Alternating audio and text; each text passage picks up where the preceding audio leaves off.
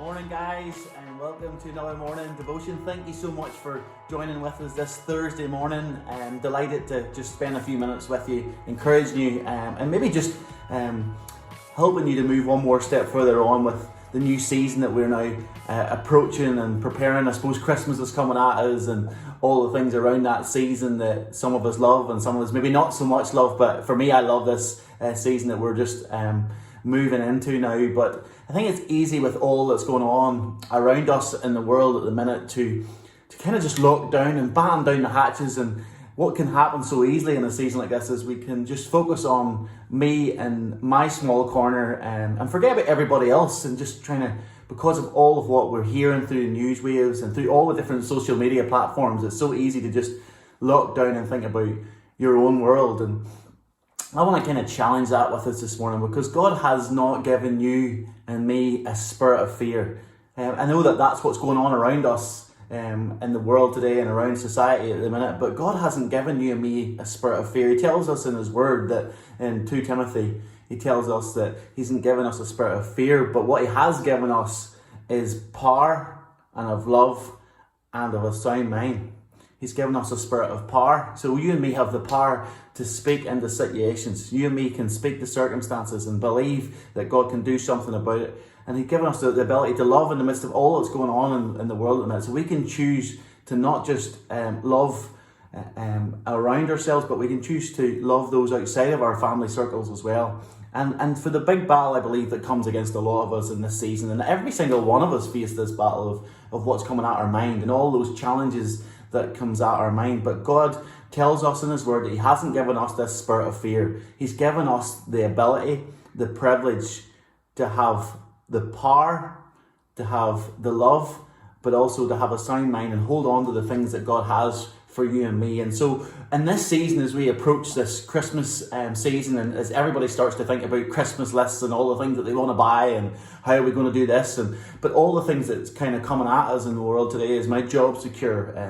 How am I going to provide for this? I think it's important that we trust God. I think we come into this challenge where we are in a place, do I trust God, or am I going to, in this season, that somewhere I haven't walked before, a place I haven't been before, am I going to try and do it in my strength?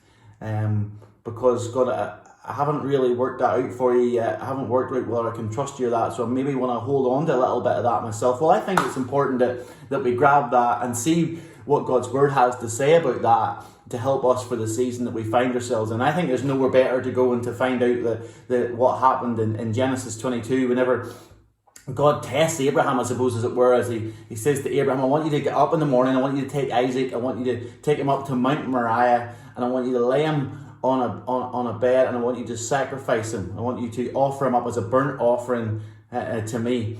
And God was testing Abraham, and I think that challenge comes at us because sometimes whenever God's given us these things around us that are so precious to us, and as God's given us precious families, He's given us precious homes, but He's testing us whether we can trust Him in the midst of the season that we find ourselves in. And I think that this is a very real time for us, that we'll be tested through all the things that we know and all the things that we love, whether we can trust them into God's hands. And as we've seen through that test, as Abraham took his son Isaac, and he said to then his 2 servants, just wait here while we go up and we'll be back down again.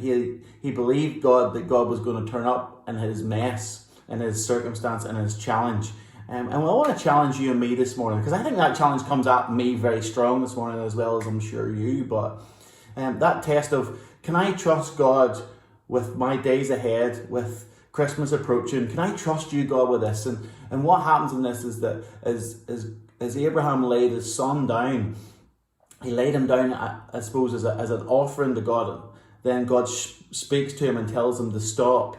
And as Abraham lifts his eyes, He provides a lamb. He provides a way out of the place that Abraham found himself in. And I think that's something that you and me are challenged with this morning as we approach the season that we're about to walk into. And I want to challenge you with that. Can you trust God to provide for you in this season? Can you trust God that He's enough, and that He will be all that He says He'll be for you and for me, for the season that you and me are walking through? And so as we approach this season, and I know it's easy to just say, yeah, I do in my head, but in your heart, I want to challenge that. Can I trust you, God, with this? Well, whenever you trust God with it, then your speech changes. Then your actions change, and you start to loosen up a bit and begin to believe God, because it doesn't just be something that you think, it's something that outworks in your life. And I challenge you on that. Like, are you able then to start to open up and start to speak better about tomorrow, speak better about the season that we're walking into, speak better about the people around you, and speak in hope, and speaking into that you're going to have a good Christmas season, we're going to have a great time ahead, and believe God for that. And then that can even roll over into another season that we're challenged, I suppose, within God's word, that he tells us through his words. He tells us that to look after the widows, he tells us to look after the orphans. He tells us that in James 1:27. He says, that's something that we have to do, not just look after ourselves, but to look after those around us that are in need of help and need of some kind of care. He also tells us in Galatians 6:2, he says to carry one another's burdens. And if we carry one another's burdens that are around us, then we fulfill the law of Christ. So we fulfill the things of God by not just looking down the hatches and looking after ourselves, but by looking after others. Then we fulfill what God's purpose and plan is for our life by looking after one another. And that is a faith thing. That's a believing that whenever I look after others, God can look after my circumstances as well. He can look after the needs that are very real and are very difficult sometimes to walk through, but it's a faith not by feeling, but by action, of stepping out, even though I may not feel like doing this, or even though I may not feel like creating space for others in my life.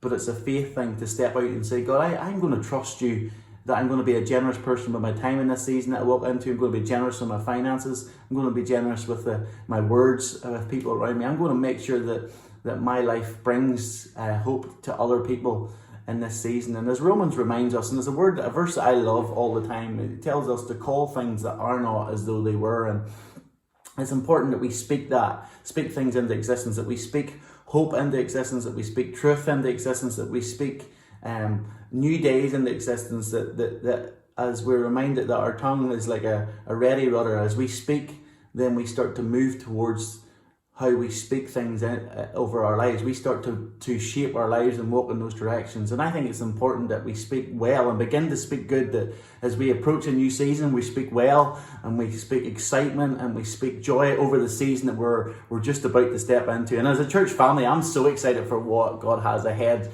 and for us as a family, as we prepare for a new home and we prepare for all that God's going to do through that, and the watch and the prayer parties and the work parties. And as we do that, I'm excited for what God's going to do through that in the seasons to come. So just as we finish off this morning, I want to encourage you this morning to trust God that he's your provider. Trust God that in the season that we're stepping into now, as we look over not that far away as we approach that Christmas season, I want to encourage you to prepare to speak well over the season that we're just about to move into, and speak hope and believe God that he's your provision. He's got you. He's got your family, he's got your circumstances.